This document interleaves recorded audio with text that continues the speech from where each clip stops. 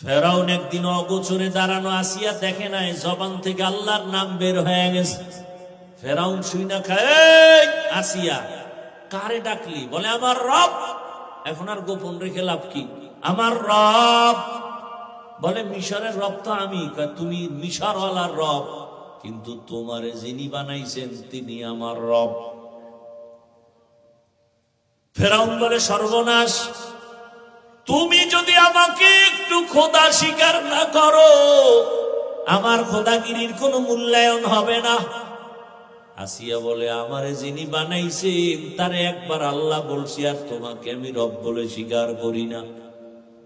বলে মনে মনে কানে কানে আস্তে করে স্বীকার করো। বলে না, ও ফেরাউন, তোমার ভক্তরা মিশরে অনেক অন্যায় করবে, তুমি দেখবা না, কিন্তু আমি এমন রবের গোলাম, অন্ধকারেও কিছু করলে আমার রব দেখবে, ফাঁকি দেওয়া যাবে না। ফেরাউন দেখলো পালা উল্টা পাল্টা, আসিয়া তো নরমই হয় না। হামানেরে বলে বুঝাও, বুঝাইয়াও পারে না। শেষ পর্যন্ত ফেরাউন গরম হয়ে গেল, আসিয়ারে আর শান্তি দেওয়া যাবে না। এক আল্লাহরে মানার কারণে ওই ফেরাউন এবার আসিয়ার খানা বন্ধ, ঘুমের বিছানা বন্ধ। আসিয়াকে এখন একের পরে এক অত্যাচার। এক পর্যায়ে আসিয়া যখন নতুই হয় না, আসিয়া বলে জীবন আমার আল্লাহর জন্য, আমি মরে গেল আমার কালেমা রশি গলায় লাগাইয়াই মরে যাব। ফেরাউন কয় আসিয়া শেষ চান্স দিলাম, না মানলে তোমার শুলিবিদ্ধ হবে, ফাঁসি হবে। আসিয়া বলে ফাঁসির মঞ্চে যাব, টেনশন নাই। শেষ পর্যন্ত তাই হলো, ফাঁসির তারিখ হয়ে গেল। মিশরের ময়দানে কোটি মানুষের ভিড়, ফেরাউনের স্ত্রীর ফাঁসি হবে। আসিয়াকে যখন রশি লাগায় বেঁধে নেওয়া হয়, আসিয়া চোখের পানি ছেড়ে কান্না করে। ও পর্দার আড়ালের আম্মা জানেরা খেয়াল করেন, ও আমার যুবক বাবারা, কয়দিন আর দুনিয়ার রং তামাশায় ঘুরবা? জীবনে তো কম ঘুরলা না, নামাজ কম সারলা না, বেপরদায় কম চললা না, মোবাইলে গুনাহ কম করো নাই, এখনো কি তওবা করবা না? আল্লাহর কোরআনটা কি মিথ্যা মনে করেছো? নবীর কথা কি মিথ্যা মনে করেছো রে বাবা? কই তোমার চোখের সামনে আমরা নবীর আদর্শ মানিয়া চলার কারণে না খাইয়া তো কেউ আমরা মরি নাই, সম্মান কমে নাই, ইজ্জত কমে নাই। ও যুবক, আল্লাহ পাক ইজ্জতের মালিক, হায়াতের মালিক, রিজিকের মালিক। আসিয়া কান্না করে। ফাঁসির মঞ্চে যখন নেওয়া হয়, হঠাৎ তাকায়া দেখি রাস্তা দিয়া পয়গম্বর মুসা নবী হেঁটে যায়। আসিয়া ডাক দিয়া কয় জামানার নবী, আপনি জানেননি আমার কি হালাত? মুসা নবী বলে হ্যাঁ জানি। বলে এখন আমার ফাঁসি হয়ে যাবে, দোয়া করবেন। তবে আর একটা কথা জানতে চাই, আপনি যে বারবার আল্লাহর কাছে কথা বলতে যান, একটু বলেন আমার আল্লাহ এই মুহূর্তে আমার উপরে খুশি না বেজার? মুসা নবী বলে আসিয়া, তোমার উপর আমার আল্লাহ বড় খুশি হয়ে গেছে। এই কথা শুই না আসিয়া একটা চিৎকার দিয়া আসমানে দুইটা হাত উঠাইয়া এইভাবে বলতেছে কোরআনের আয়াত, ক্বালাত রাব্বিবনি লি ইনদাকা বাইতান ফিল জান্নাহ। আল্লাহর কাছে বলে হে মালিক, এত বড় ক্ষমতাওয়ালার ঘরে থাইকাও খানা খাইতে পারি নাই, ঘুমানোর জায়গা আমারে দেয় নাই। ও আল্লাহ, তোমার কাছে বিদায় বেলা একটা দাবি, দুনিয়ার বাড়ি চাই না, গাড়ি চাই না, খানা চাই না, জান্নাতের মধ্যে তোমার পাশে একটা ঘর বানাইয়া দিও, একটা ঘর জান্নাতে বানায় দাও। আসিয়া কথা বলিয়া কান্না করিয়া মোনাজাত দিয়া ফাঁসির মঞ্চে যাবে। হঠাৎ করে আসমানে তাকাইয়া আসিয়ার কান্না বন্ধ, এখন হাসতেছে। ফেরাউন বলে আসিয়া এত কঠিন মুহূর্তে তুমি হাসো কেন? এতক্ষণ কান্না করেছো। আসিয়া ডাক দিয়া কয় ফেরাউন তুমি জানো না, তুমি দেখো না, আমি আল্লাহর মোহাব্বতে ধৈর্য ধারণ করার কারণে তুমি আমারে খানা দেও নাই, ঘুমানোর মতো আমারে বিছানা পর্যন্ত দেও নাই, দুনিয়ার এমন কোনো কষ্ট নাই যে আমাকে দাও নাই, আমারে পানি পর্যন্ত পান করতে দাও নাই। আমি আমার মালিকের কাছে কিছু চাইছি, আমার মালিক সাথে সাথে দিয়ে দিছেন। বলে কি দিছে? বলে আমি মালিকের কাছে চাইছি জান্নাতে, রবের পাশে একটা জান্নাতে ঘর দিবে। আমি এই ঘরটা এখনো তাকায় দেখতেছি, ছবি দেখা যায় সে জান্নাতের। আর আমারে খানার কষ্ট দিছ, লক্ষ লক্ষ ফেরেশতা আসমানে অপেক্ষায় আছে, রবের মোলাকাতে আমাকে নিয়ে যাবেন, স্বাগতম দেওয়ার জন্য অপেক্ষায়। ওই জান্নাত দেই কেমনটা ভরে গেছে, আমি ওই খুশিতে আমি এখন হাসতেছি। আসিয়া ফাঁসির মঞ্চে গিয়া হাসতে হাসতে জীবনটা দিয়া দিল। তুকু যাও সুন্নতে আহমদ কো যাবা মোহাম্মদ কৈফিয়ত নিসবত তোরা মান আহাব্বা সুন্নতি কৌলে রসুল মজদায়ে কানা মাই হামকুন কবুল। ও আমার যুবক বাবারা, তিন জায়গায় বেয়াদবি করা যাবে না। আল্লাহর ভয় অন্তরে জমা করো। আল্লাহ বলেন মুসলমান না হইয়া মরণ বরণ করিও না, মুসলমান হইয়া মরো। এর ব্যাখ্যা অনেক সংক্ষেপ কথা, তুমি গুনাহ নিয়ে কবরে আসিও না। মুসলমান শব্দের অর্থ হলো আত্মসমর্পণকারী। আত্মসমর্পণ করার নাম হলো ইসলাম। আত্মসমর্পণ যে করে তাকে বলে মুসলিম, বহু বচনে মুসলমান। আল্লাহ বলেন মুসলমান হইয়া আসো, মানে আত্মসমর্পণকারী হিসাবে গুনাহমুক্ত হয়ে আসো। ও আমার যুবক বাবারা, একটু বিবেক দিয়া চিন্তা করো। তোমার মতো যুবক এই এলাকার মধ্যে জেনারেল লাইনে জীবনে মাদ্রাসায় পড়ে নাই, ব্যবসা করে, চাকরি করে, স্কুল কলেজে পড়ে, 5 বেলার নামাজও পড়ে, এরকম কেউ নেই। আর অজের দরকার নেই, অজ আসলে এই পয়েন্ট। আর জীবনে হেদায়েত পাইলে একটা কথাই যথেষ্ট। আমার মতো যুবক যদি জেনারেল লাইনে থাকি আর আর্মি, পুলিশ, বিডিআরে চাকরি করে, নামাজ পড়ে, বলো বাবা তুমি পারো না কেন? তোমার কপালে ওই 3 জায়গার কোন এক জায়গার অভিশাপ লাগলো কিনা আমার ভয় লাগে। না হয় তোমার মতো যুবক রাস্তায় গাড়ি চালায়, নামাজ পড়ে, তুমি কেন পারো না? কৃষি কাজ করে, নামাজ পড়ে, তুমি কেন পারো না?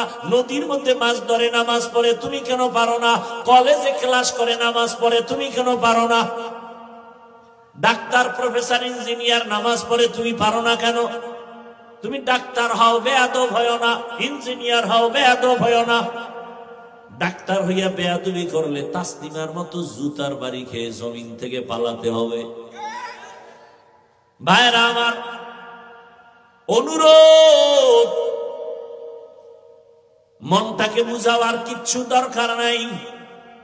আমি চাই বাবা তোমার সম্মান আল্লাহ অনেক উপরে উঠায় দিক। তোমার মধ্যে সেই মেধা আছে, তুমি নষ্ট করো কেন? একটা যুবকের মেধা দিয়া পুরা দেশ চালানো সম্ভব, কিন্তু সেই মেধা নষ্ট করো কেন বাবা? লেখাপড়া করে, গবেষণা করে একটা জায়গায় যাও, ডাক্তার হলেও যেন পুরা দেশবাসী তোমাকে চিনে। ডাক্তার জাকির নায়েক তাও আমগো দেশের না, অথচ গোটা দুনিয়া তাকে চিনে।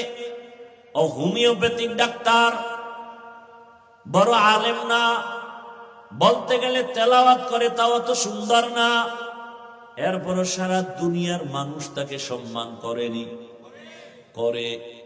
কেউ গালি দেয় না। এক সময় বলতো কোনো মাযহাব মানা লাগবে না, এখন সে বুঝ পেয়েছে না, মাযহাব মানা ছাড়া ইসলাম মানা যাবে না, কোনো রাস্তা নাই। তাহলে একজন ডাক্তার হইয়া সম্মান হওয়ার পেছনে কি এলেম লাগছে? এলেম। আমি চাই তুমি ডাক্তার হও, বেয়াদব হও না। পুরা কুমিল্লা না, পুরা বাংলাদেশের মধ্যে যেন তোমার সুনাম অর্জন হয়, মানুষ যেন তোমাকে অমর হিসাবে কলবে রাখে, অন্তরে জমা রাখে, সম্মানের নজরে রাখে। আর সেই জন্য লাগবে মা বাবার দোয়া, শিক্ষকের দোয়া, ওলামায়ে কেরামের পরামর্শ, দোয়া লাগবে, না হয় আগানো যাবে না। মা বাবার দোয়া, চোখের পানি ছাড়া সন্তান সফলতা জীবনে আসবে না, আল্লাহর কসম। শিক্ষকের দোয়া, ওলামায়ে কেরামের দোয়া, নেক নজর। এরপরে তোমার জীবনটা সফল করে নাও। ও পর্দার আড়ালের মা বোনেরা, আপনার মতো এখন এই এলাকায় কত মা আছে পর্দা করে, নামাজ পড়ে, স্বামীর মাল হেফাজত করে, মোবাইলে সময় নষ্ট করেন। আরে আম্মা জান, কয়দিন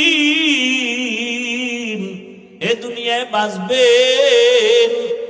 এই দুনিয়াতে আল্লাহ তাআলা আপনাদের এত সম্মান দান করেছেন, আপনারা নবীদের মায়ের মতো মা, সাহাবায়ে কেরামদের মায়ের মতো মা। এই মোনাজাত দিয়ে দেব, হ্যাঁ? আমার এত তো ধাক্কা ধাক্কি নেই, ঠেকা নাই যে বয়ান করতেই হবে জোর কইরা। আপনি আমার বয়ান যদি শুনতে খারাপ লাগে তো করার দরকার নেই, এত ঠেকি নেই তো। পিপিলিকার খানা যদি আল্লাহ দেয়, আল্লাহ আমারে দিবে না? তা তো টেনশন কিসের? জঙ্গলের হাজারো প্রাণীর খানা কে দেন? নদীর মাছের খানা কে দেন? ওরা দামি না আমরা দামি? তাহলে আল্লাহ আমাকে দিবেন, এত টেনশন কিসের? ভালো না লাগলে বলেন, দোয়া করে চলে যাই। উঠা বসা করেন কেন? এই ব্যারাম কেন? ব্যারাম না, আসলে ওই যে শুরুতে একটু বলছিলাম না, কপাল। আবু জাহিল আর ওমরের কথা বলছি। এটা এমন একটা জায়গা, বিছনাটা থার্ড ক্লাসের বিছনা, নরমাল, এর থেকে দুনিয়াতে নরমাল বিছানা নাই। কিন্তু এটার দাম কত? রসুল বলেন, আল্লাহ এইরকম একটা মজলিস আরশে আজিমে ফেরেশতা দিয়ে মিলাই ফেলেছে, এবং ওখানে আমাদের গুণগান বলতেছেন। শেষ ফলে আল্লাহ ঘোষণা দিচ্ছেন, এই প্যান্ডেলে যারা বসছে ওদের সব গুনাহ মাফ। এই জন্য প্রায় বলি, এ সমস্ত জায়গা যদিও থার্ড ক্লাসের বিছানা, যেখানে আসতে কপাল লাগে, কপাল, এখানে বসতে কপাল লাগে, মোনাজাত দিয়ে যাইতে কপাল লাগে, সবার কপালে হয় না। শুরুতেই বলছিলাম, পুলিশে মারে কাঁদে না, কোরআনের বাগানে বয়ান শুই না মানুষের চোখে পানি, ওরে মারে কে? ও কাঁদে কেন?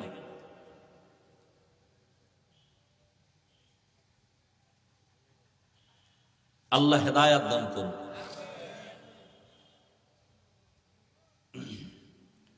ভাইরা আমার কথা উল্টা পাল্টা হইতেছে মনে হয় না? যদি উল্টা পাল্টা মনে করতে আয়াত দিয়ে দেন, বক্তাকে আয়াত দিয়ে দেবেন যে আপনি এই 5টা আয়াতের ব্যাখ্যা করবেন, এই সূরার ব্যাখ্যা করবেন। তো 10 জন বক্তা 10টা, 10 দুগুণে 100 আয়াতের ব্যাখ্যা হয়ে যাবে আলাদা আলাদা। মানুষ কোরআনও শুনলো, বয়ানও শুনলো। কিন্তু সাধারণ কিছু চালাক মানুষ আছে, ওদের অন্তর হলো খারাপ। ওরা মনে করে কি তাফসীর করলে বুঝি আমগো বিরুদ্ধে যাবে না। বড় চালাক কিছু খারাপ মানুষ আছে, মনে করছে কোরআন দিয়ে কথা বললে বুঝে। আরে বেটা, কোরআন দিয়ে বয়ান করলেই তো আমার সুদখোরের বিরুদ্ধে আগে বলতে হবে। কোরআন কি সুদখোরের পক্ষে, ভোটচোরের পক্ষে, দুর্নীতিবাজের পক্ষে, হ্যাঁ, গণতন্ত্রের পক্ষে? তা আমি যদি এখন কোরআন দিয়ে বয়ান করি, গণতন্ত্রের বিরুদ্ধে বলতে হবে, কথা বলেন। আমি যদি কোরআন দিয়ে বয়ান করি, বেনামাজির বিরুদ্ধে বলতে হবে। আমি এখন কোরআন ধরে ধরে বয়ান করি, তাহলে রাজনীতির পক্ষে বয়ান করতে হবে, ইসলামের রাজনীতি। দে আমারে তোরা সবটি যুবকরা চালাক জেনি হেটি বাংলা কোরআন লই, এবার আমি আরবিটা শুনাই, রাজনীতি কত প্রকার কি কি বুঝায় যায়।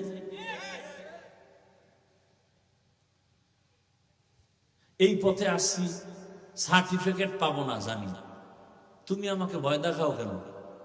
এই পথে আসার আগে ভাবছি, টুপির কারণে, দাড়ির কারণে শত হাজার আলেম ফাঁসির মঞ্চে গেছে, যাই না শুনে এই পথে ঢুকছি, তুমি আমাকে ভয় দেখায় লাভ কি?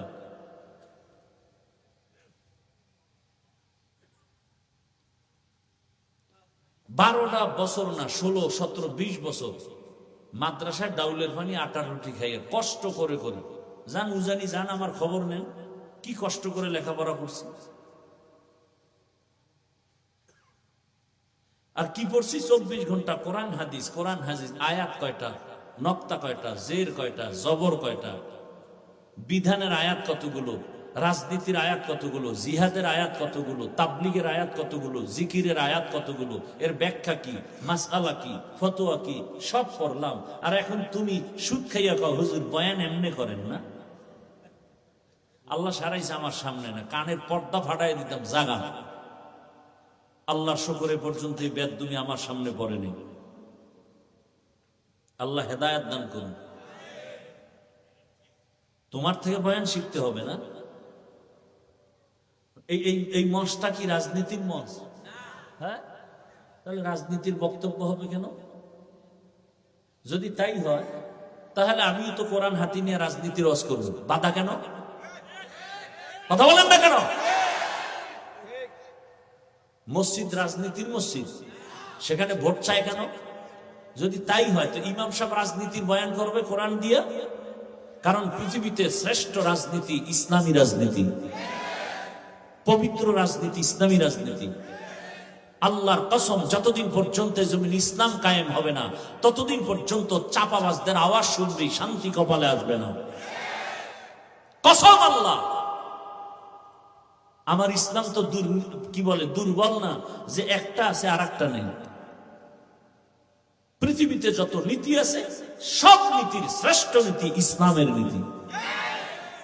পৃথিবীতে অর্থনীতি আছে, ইসলামেরটা শ্রেষ্ঠ। পৃথিবীতে সমাজনীতি আছে, ইসলামের সমাজনীতি শ্রেষ্ঠ সমাজনীতি। পৃথিবীতে রাজনীতি আছে, ইসলামের রাজনীতি শ্রেষ্ঠ রাজনীতি। সুলাইমান নবী গোটা দুনিয়া পরিচালনা করছেন। বলেন যারা কোরআন বুঝেন না, স্বাভাবিক বুঝেন, করছেননি, জানছেন, কোনদিন শুনছেন? এই ঘটনা কোরআনে আছে। ইউসুফ নবী মিশরের অর্থমন্ত্রী হয়ে দেশ চালাইছেন, জানেননি? ঘটনা কোরআনে আছে। আমার কোরআনটাকে আপনি দুর্বল বানাই দিলেন কেন যে কোরআনে রাজনীতি নেই? এই কথা আপনি বললে আমার কোরআনটা আপনি দুর্বল বানাই দিলেন না? আমার কোরআন তো দুর্বল না, আমার ইসলাম তো দুর্বল না। হ্যাঁ, আপনি রাজনীতি করেন না, আমি বর্তমান বাংলাদেশের ইসলামী রাজনীতির কোনো দায়িত্বে না, তার মানে কি আমি কোরআনের রাজনীতির বিরুদ্ধে? না, ইসলাম আমার আসল। সব কথার মূল কি? ইসলাম। আমার ইসলাম যেটা বলে এটা আমি সমর্থন করতে হবে। যেমন এখানে আপনারা অনেকেই আছেন নামাজ পড়েন না, নাই? হ্যাঁ, নামাজ না পড়া এক জিনিস, নামাজ পছন্দ না করা আর এক জিনিস। যে নামাজ পড়ে না সে মুমিন, যে পছন্দ করে না সে তাজা বেঈমান। যে দাড়ি রাখে না মুমিন, কিন্তু যে দাড়ির বিরোধিতা করবে সে বেঈমান। যে পর্দা করে না সে মুমিন, যে পর্দার বিরুদ্ধে কথা বলবে সে বেঈমান।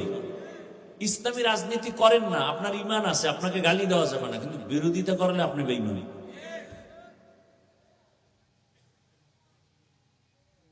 আল্লাহ বুঝার তৌফিক দান করেন।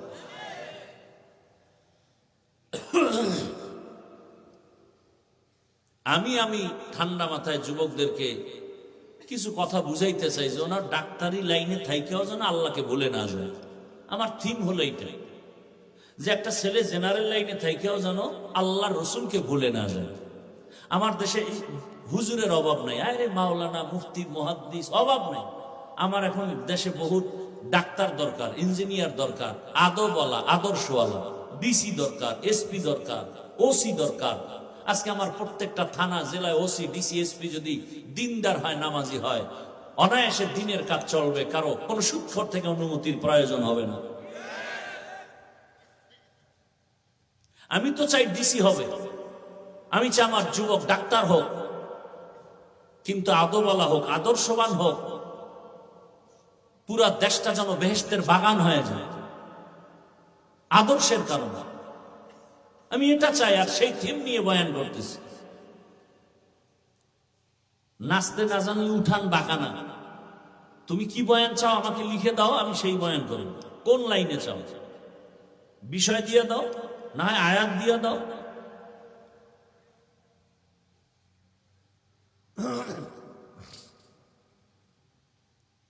বলে কেচ্ছা কাহিনী রস করি। পৃথিবীতে কেচ্ছার শ্রেষ্ঠ কিতাব হলো কোরআন শরীফ। তোমার জানা আছে, খবর আছে? পৃথিবীর শ্রেষ্ঠ কিচ্ছা কাহিনীর কিতাব প্রথম হলো কোরআন, দ্বিতীয় হলো হাদিস। তোমার তো খবরই নেই। আল্লাহ আমাদেরকে হেদায়াতের দৌলত দান করে।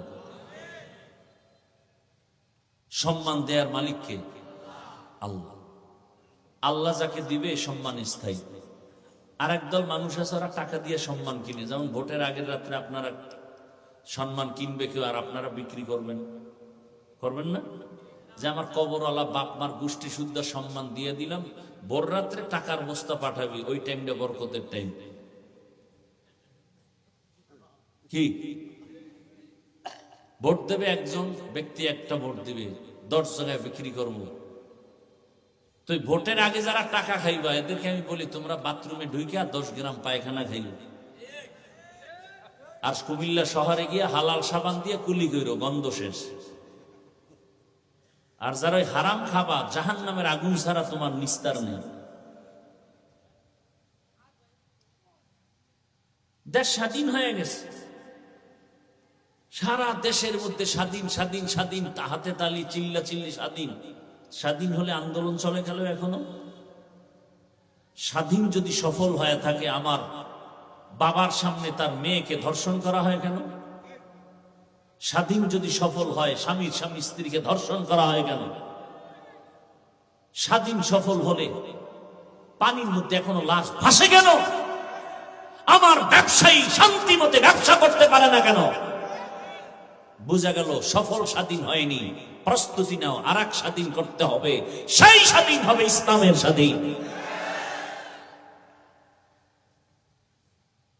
আরে কথা সত্য, কসম আল্লাহ, শান্তি ইসলাম ছাড়া কোনদিন কেউ দিতে পারবে না, পারে নাই। ইসলাম কি বলে দেখেন তো, ইসলাম কি বলে? একজনের সাথে দেখা হলেই কি দাও? সালাম মানি, শান্তি, সালাম মানি। তাহলে আমি বললাম আসসালামু আলাইকুম, অর্থ কি? তোমার উপরে শান্তি বর্ষিত হোক। সেও কি বলল? ওয়ালাইকুম আসসালাম, আপনার উপরে শান্তি বর্ষিত হোক। দুই দিক থেকে যখন শান্তির দোয়া চলে, মাঝখানেও শান্তি নাই। ইসলাম কি বলে? এই বড়রা, ছোটদেরকে মায়ার নজরে দেখো।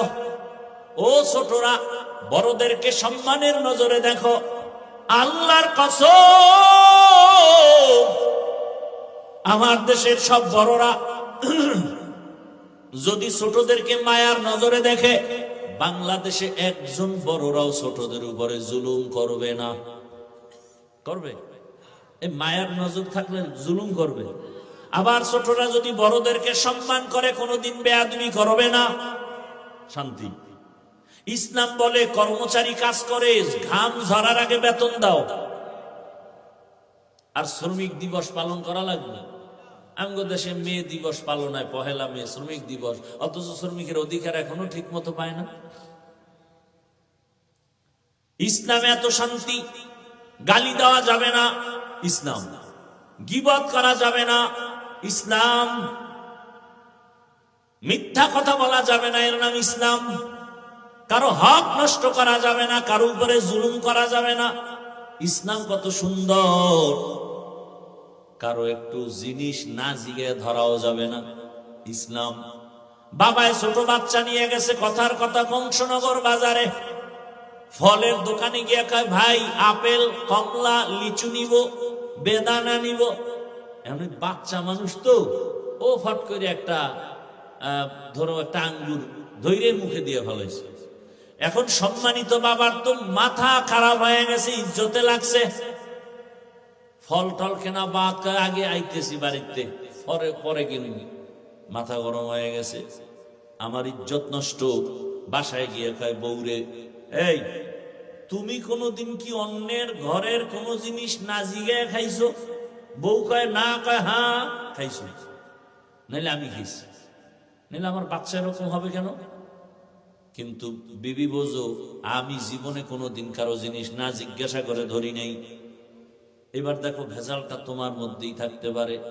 স্ত্রী কয় মনে পড়ে না, মনে পড়ে না। হঠাৎ একদিন পরে মনে পড়ছে, আমাদের বাবার বাড়ি থাকতে পাশের বাড়িতে একটা গাছ ছিল, বড়ই গাছ। ওই গাছের ডালা আমগো বাড়িতে ঝুলা রাখছিল, পড়ছিল। ওখান থেকে একটা বড়ই ছিঁড়া না জিগিয়ে খাইয়া ফেলছি আমি। হ্যাঁ, কাম তো ওখান থেকে বাইজে গেছে। ভাইরা আমার, বড় কঠিন হালাত। ইসলাম কত সুন্দর। যাকাত দাও ধনীরা, যাকাত আদায় করো, গরিবের হক আদায় করে দাও। ইসলামে বলে অর্থনীতি নেই। আল্লাহর জাতের কসম, পৃথিবীতে শ্রেষ্ঠ কল্যাণমুখী অর্থনীতি হলো ইসলামী অর্থনীতি। জানে না।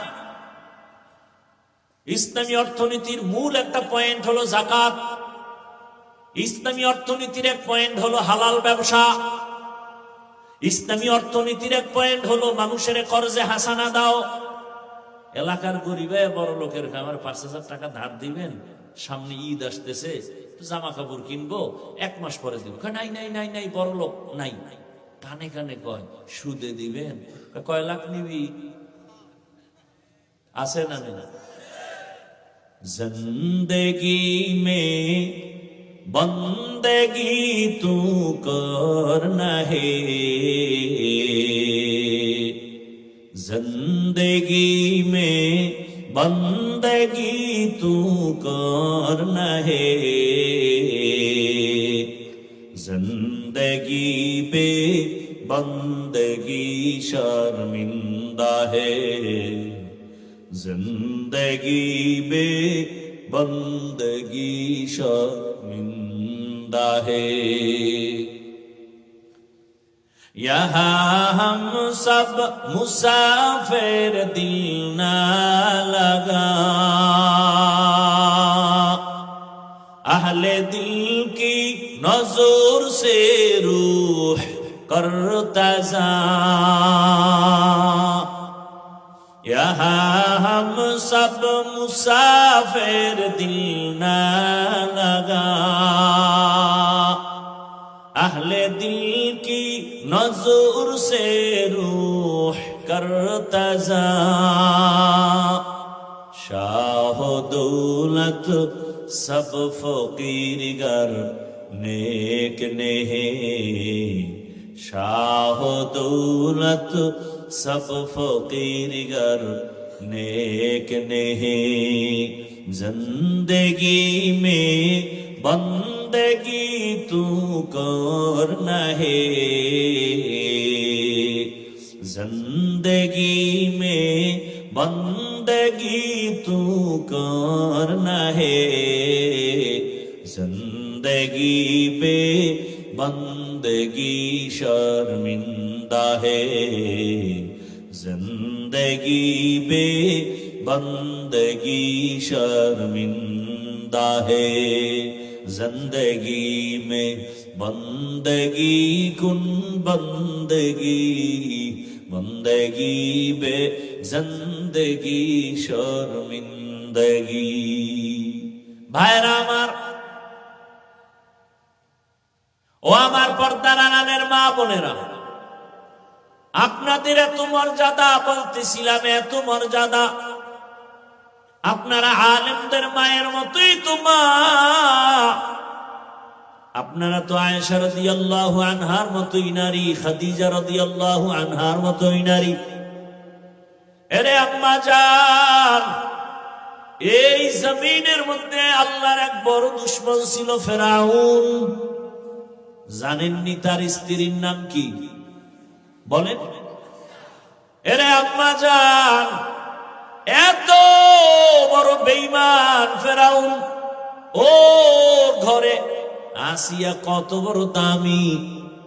আল্লাহর নবী বলেন কিয়ামতের দিন জান্নাতে আসিয়ার সাথে আমার সাথে বিবাহ হয়ে যাবে।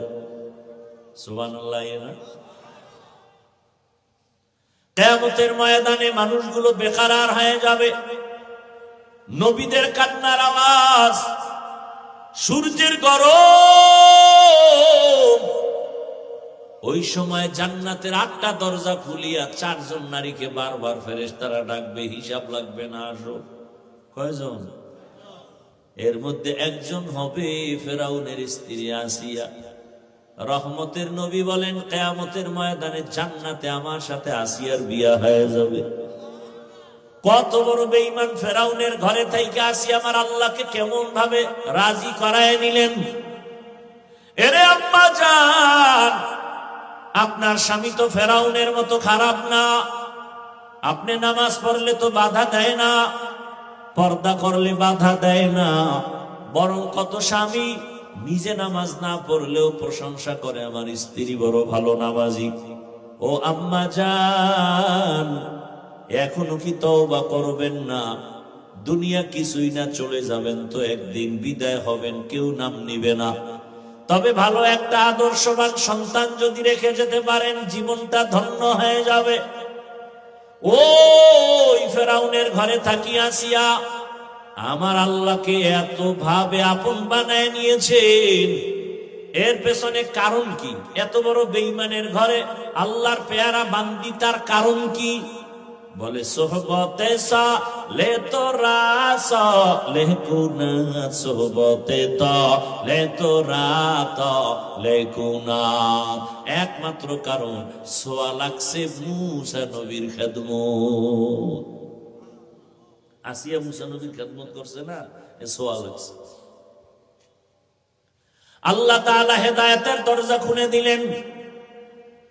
ফেরাউন একদিন অগোচরে দাঁড়ানো, আসিয়া দেখে নাই, জবান থেকে আল্লাহর নাম বের হয়ে গেছে। ফেরাউন শুই না খায়, এই আসিয়া কারে ডাকলি? বলে আমার রব। এখন আর গোপন রেখে লাভ কি? আমার রব। বলে মিশরের রব তো আমি। তুমি মিশরওয়ালার রব, কিন্তু তোমারে যিনি বানাইছেন তিনি আমার রব। ফেরাউন বলে সর্বনাশ, তুমি যদি আমাকে একটু খোদা স্বীকার না করো, আমার খোদাগিরির কোনো মূল্যায়ন হবে না। আসিয়া বলে আমারে যিনি বানাইছেন তারে একবার আল্লাহ বলছি, আর তোমাকে আমি রব বলে স্বীকার করি না।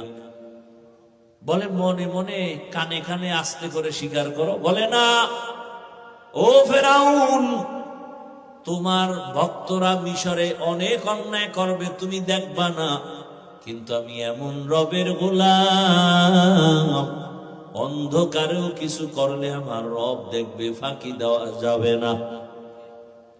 ফেরাউন দেখলো পালা উল্টা পাল্টা, আসিয়া তো নরমই হয় না। হামানের বলে বুঝাও, বুঝাইয়াও পারে না।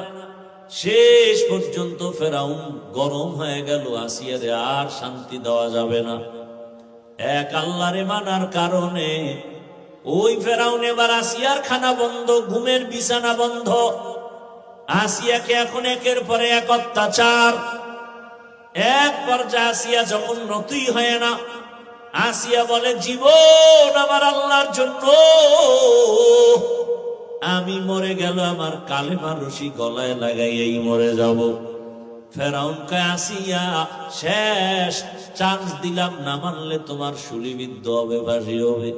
আসিয়া বলে ফাঁসির মঞ্চে যাব, টেনশন নাই। শেষ পর্যন্ত তাই হলো, ফাঁসির তারিখ হয়ে গেল। মিশরের ময়দানে কোটি মানুষের ভিড়, ফেরাউনের স্ত্রীর ফাঁসি হবে।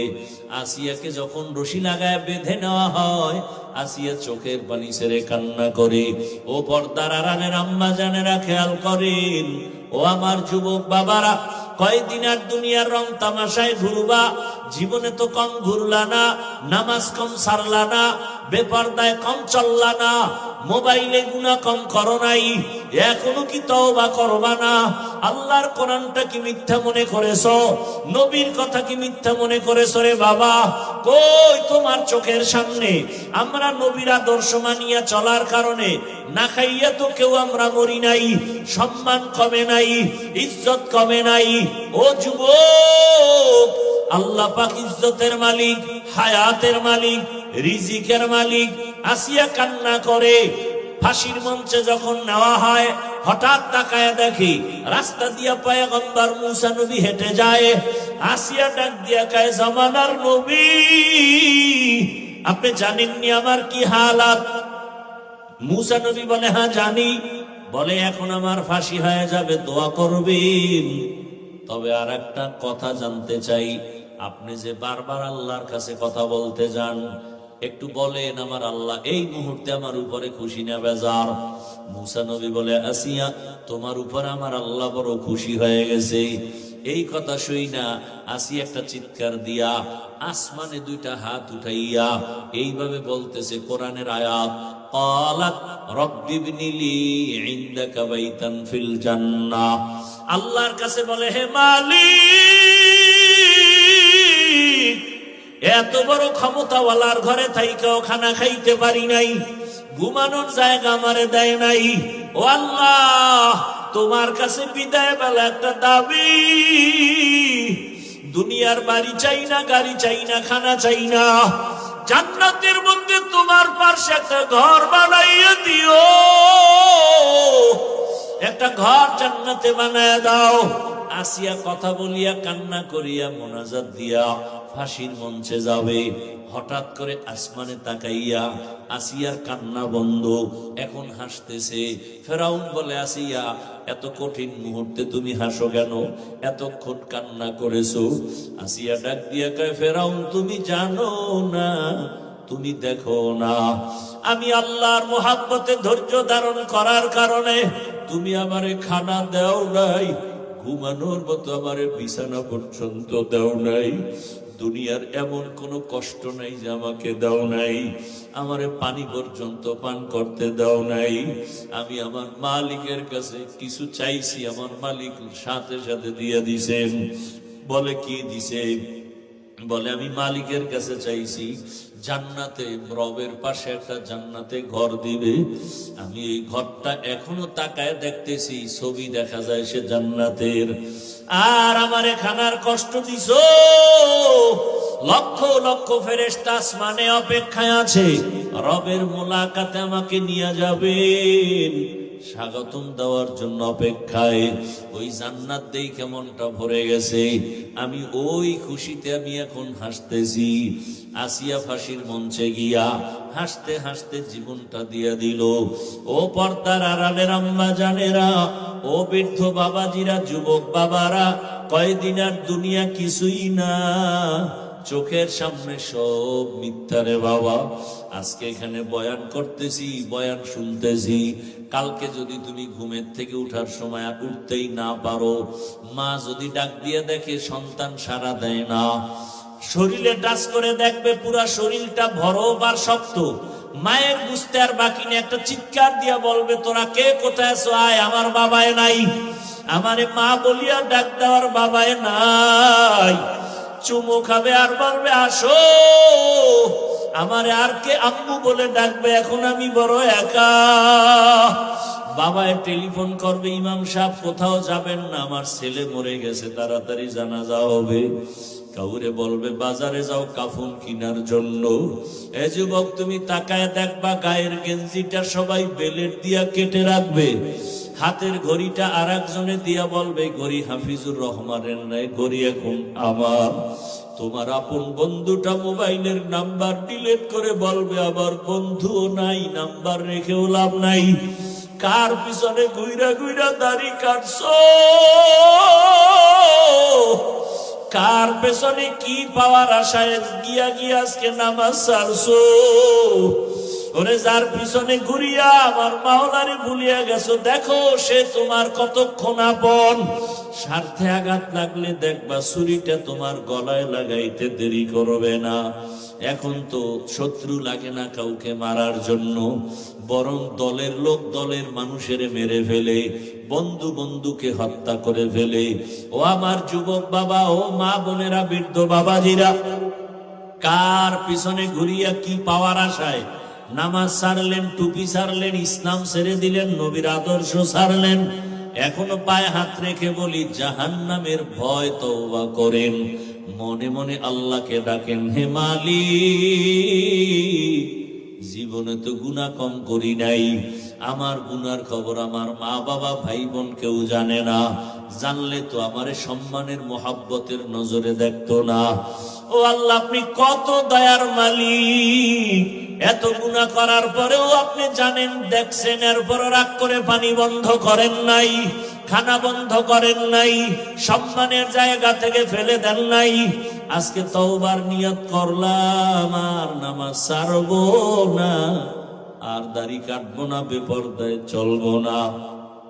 মা বাবার দোয়া নিয়া, শিক্ষকের দোয়া নিয়া, ওলামায়ে কেরামের দোয়া পরামর্শ নিয়া নবীজির আদর্শ মেনে চলবো।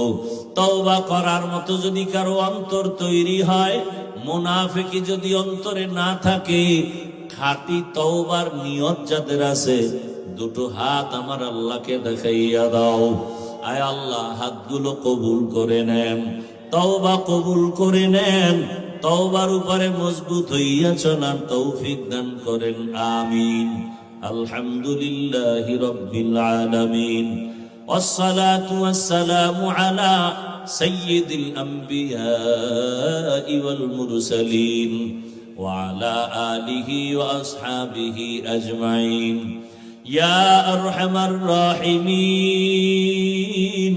يا أرحم الراحمين يا أرحم الراحمين رب ارحمهما كما ربياني صغيرا اللهم إنك عفو كريم تحب العفو فاعف عنا اللهم إنا نسألك رضاك والجنة ونعوذ بك من سخطك والنار اللهم إنا نعوذ بك